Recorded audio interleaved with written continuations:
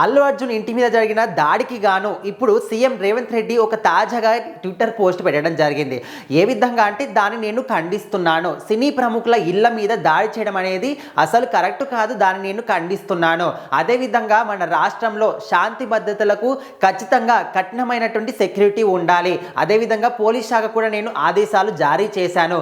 ఎక్కడైనా శాంతి భద్రతలకు లోటు జరుగుతుందా అక్కడ ఖచ్చితంగా చర్యలు తీసుకోవాల్సిందే. కానీ ఇక్కడ అనవసరంగా ఎలాంటి రీజన్ లేకుండా ఇక్కడ సినీ ప్రముఖుల మీద ఇళ్ల మీద దాడి చేయడం అనేది ఖచ్చితంగా ఇది అల్లరి సృష్టించడానికి మాత్రమే.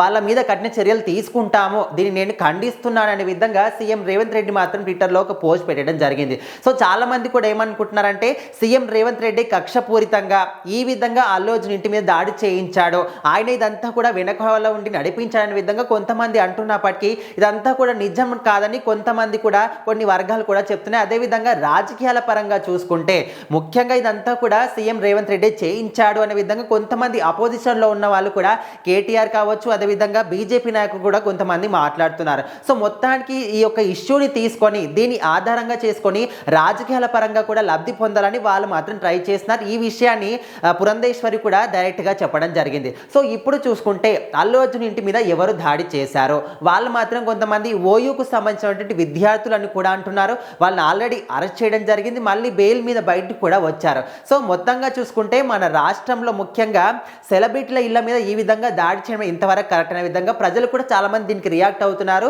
అండ్ ఇక్కడ కొంతమంది ఏమో అల్లు అర్జున్ తప్పు ఉంది, ఖచ్చితంగా అది కరెక్టే అని కొంతమంది అంటుంటే, కొంతమంది ఏమో ఆయన ఇలాంటి తప్పు కూడా లేదు, సీఎం రేవంత్ రెడ్డి కావాలని ఇదంతా కూడా చేయిస్తున్నాడు.